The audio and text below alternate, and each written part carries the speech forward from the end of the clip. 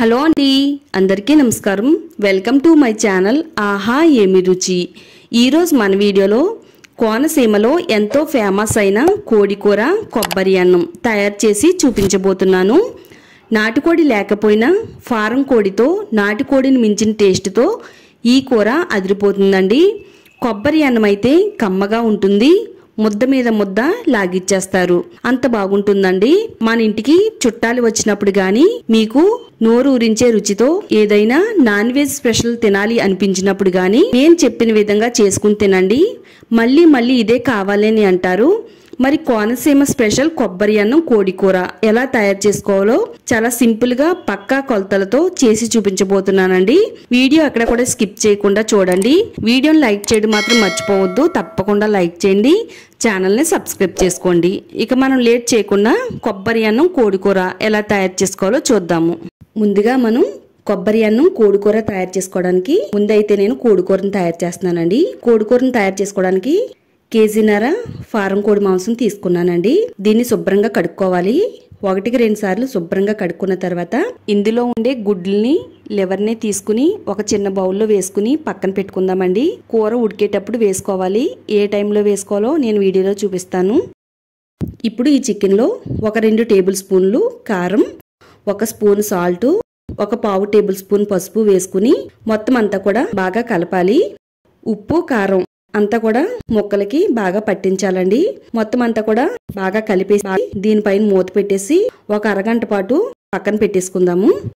తర్వాత చికెన్ లో ఉండే గుడ్లని లివర్ని తీసి పక్కన పెట్టాం కదండి. ఇప్పుడు ఇందులో కూడా కొద్దిగా కారం, కొద్దిగా ఉప్పు వేసి నెమ్మదిగా కలపాలి, లేకపోతే గుడ్లు పగిలి నీచు వాసన వస్తుంది. అందుకని జాగ్రత్తగా కలపాలండి. ఇవి కూడా బాగా కలిపేసిన తర్వాత దీనిపైన మూత పెట్టి పక్కన పెట్టేసుకుందాము. ఇప్పుడు మసాలా తయారు చేసుకోవడానికి ఒక చిన్న బౌల్ తీసుకుందాము. ఒక 2 టేబుల్ స్పూన్లు ధనియాలు, అలాగే 1 స్పూన్ జీలకర్ర, 2 టేబుల్ స్పూన్లు గసగసాలు, ఒక 5 యాలకులు, ఒక 5 నుంచి 6 లవంగాలు, 2 ఇంచులు చెక్క, ఒక అనాస పువ్వు, ఒక 1/2 టేబుల్ స్పూను సోంపు వేసుకోవాలి. ఒక 2-3 ఇంచులు ఎండు కొబ్బరిని కూడా వేసుకోవాలండి. ఇవన్నీ వేసిన తర్వాత దీంట్లో కొద్దిగా వాటర్ కూడా వేసుకోవాలి. మొత్తం మసాలా అంతా కూడా మునిగేంత నీళ్లు పోసుకుని ఒకసారి స్పూన్ తో మొత్తం అంతా కూడా కలిపేసుకుని కొద్దిసేపు ఈ నీళ్లలో మసాలాను నానబెడదామండి. ఇలా మసాలా నానబెట్టుకోవడం వల్ల ఏంటంటే చక్కగా గసగసాలన్నీ కూడా మిక్సీలో మెత్తగా అవుతాయండి. అలా నానబెట్టకుండా మిక్సీ పట్టినట్టయితే గసగసాలు మెత్తగా నలగకుండా అలా ఉండిపోతే కూరలో అంత టేస్ట్ అనేది రాదండి.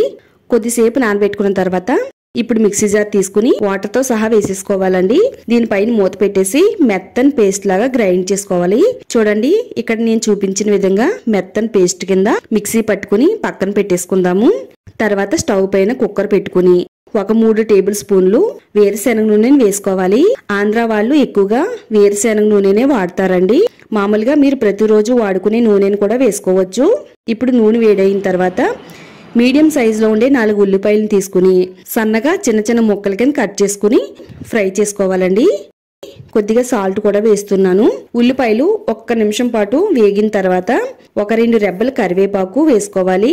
తర్వాత ఒక 5 నుంచి 6 పచ్చిమిరపకాయలని సన్నగా కట్ చేసినవి కూడా వేసేసుకోవాలండి.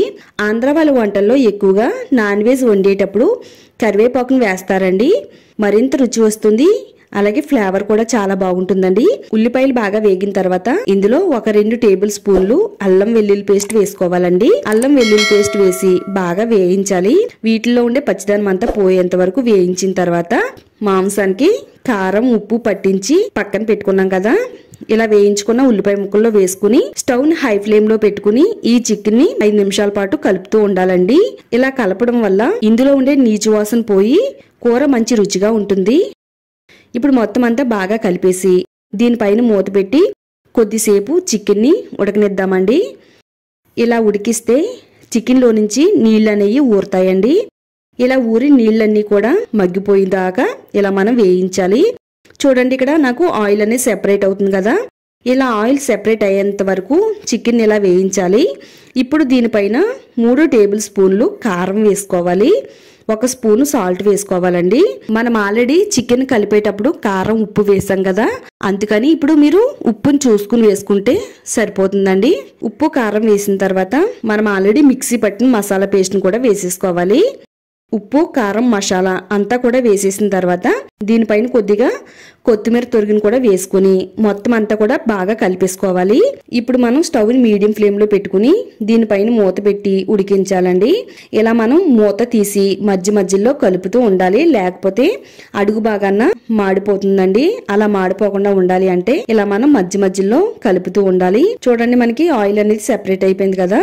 ఇప్పుడు అంతా కూడా ఒకసారి బాగా కలిపేసుకుని నీళ్లు పోసుకోవాలండి. కొంచెం వేడిగా ఉండే నీళ్లను పోసుకుంటే చికెన్ అనేది త్వరగా మెత్తగా ఉడుకుతుందండి. ఎందుకంటే మనం ఇక్కడ ఫారం కోడి మాంసం వండుతున్నాం కాబట్టి అది కొంచెం గట్టిగా ఉంటది. కాబట్టి మనం ఇందులో వేడి నీళ్ళు పోసుకుని కుక్కర్ పెట్టుకుంటే కనుక చాలా బాగా మెత్తగా అవుతుందండి.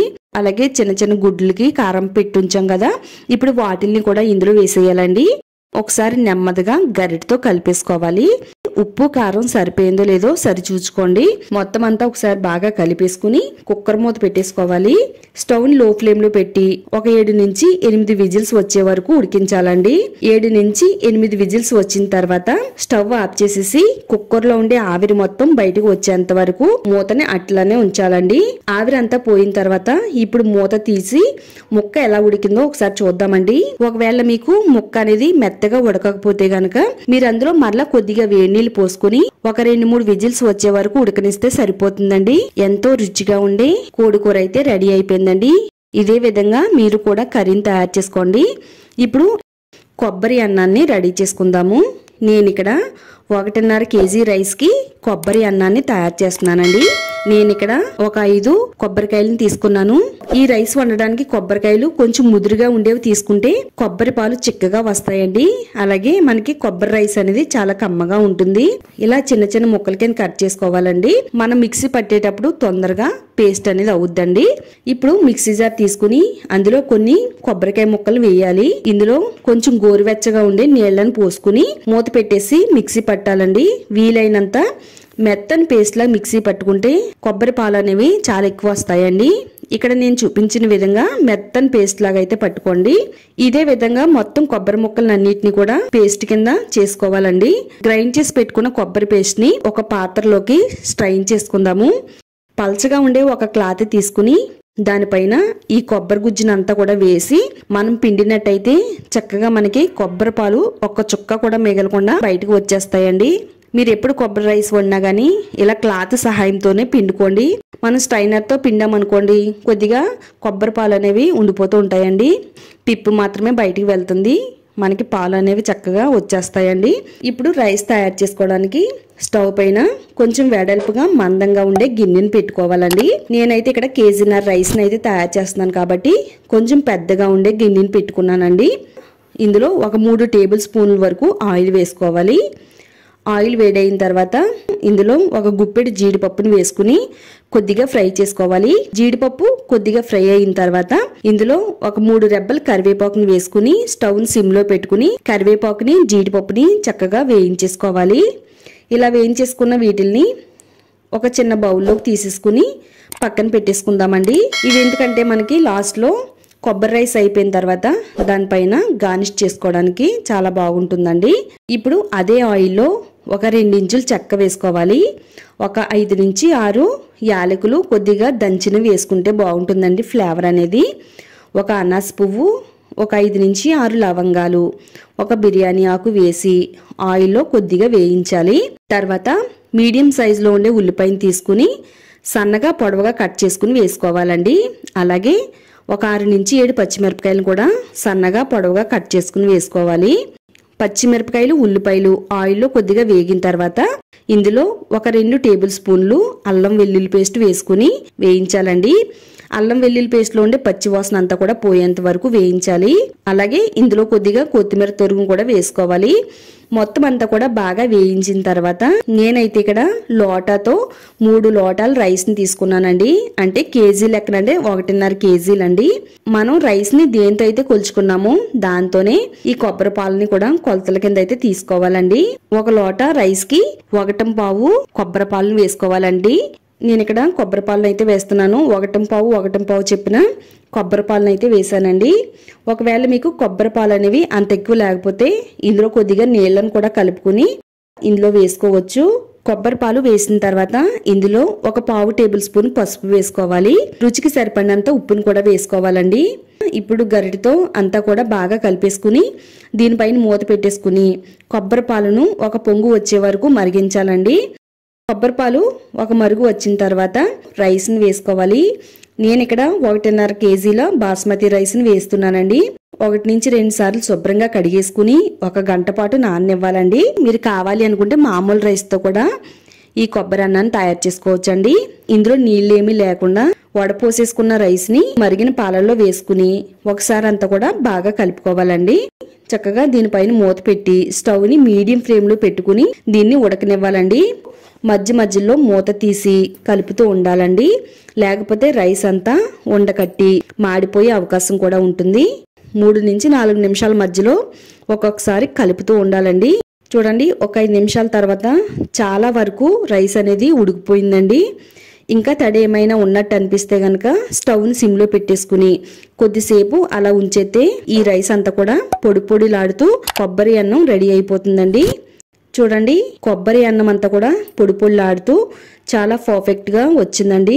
అసలు చూస్తుంటేనే నోరు ఊరిపోతుంది కదా. మనకి కర్రీ కూడా చాలా రుచిగా వచ్చిందండి. ఈ కొబ్బరి అన్నం అలాగే కోడికూర అసలు వంట చేయడం రాని వాళ్ళు కూడా ఈ వీడియో చూస్తే గనక చాలా ఈజీగా చేసేస్తారండి.